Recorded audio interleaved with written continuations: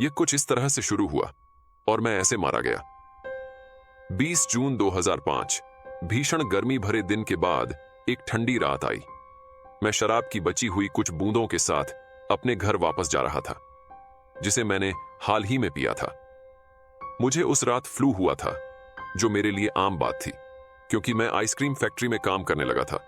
लेकिन मुझे छींकें भी आ रही थीं, जिन्हें अनदेखा नहीं किया जा सकता था। इसलिए मैं अपनी कार से सेंट क्रिस्टी हॉस्पिटल गया।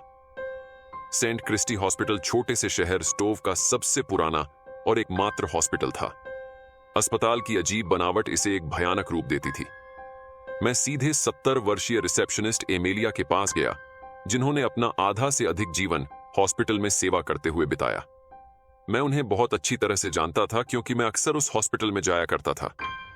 एमेलिया ने मुझे सीट पर बैठने के लिए कहा क्योंकि डॉक्टर ऑपरेशन में व्यस्त थे। मैंने कुछ अफवाहें सुन रखी थीं कि हॉस्पिटल में लाशें अपने पैर में लाल टैग लगाए हुए घूमती है, और ये सब सोचकर मैं बहुत ज्यादा डर रहा था। मैं डरावने विचारों में खो गया था। फिर अचानक से रिसेप्शन की घंटी बजी और मैं थोड़ा कांप गया।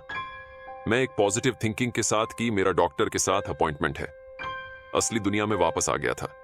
रात करीब 2 बजे मैं सीधे लिफ्ट की ओर बढ़ा और 12वें फ्लोर का बटन दबाया।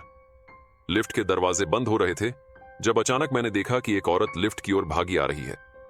मैंने अंदर आने में उसकी मदद की। वो औरत एकदम शांत थी, लिफ्ट के कोने में खड़ी थी।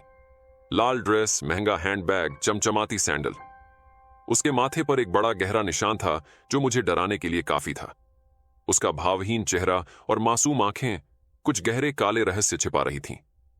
लिफ्ट की बीप की आवाज ने मेरा ध्यान भटका दिया और मुझे पता चला कि मैं 13वें फ्लोर पर हूं, वह फ्लोर जहां मैं कभी नहीं जाना चाहता था।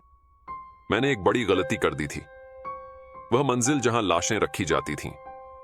मैं दरवाजे बंद होने का बेसब्री से इंतजार कर रहा था।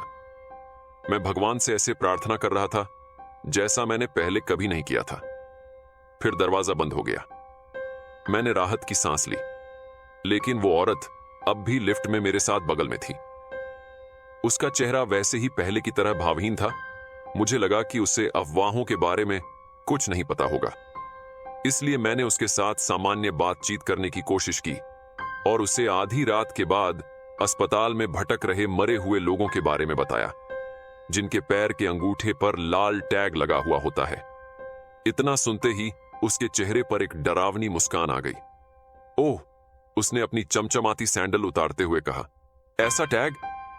उसने अपने पैर के अंगूठे पर लगे लाल टैग को दिखाया, और अब मैं भी उस हॉस्पिटल में लाल टैग लगाए हुए घूमता हूं।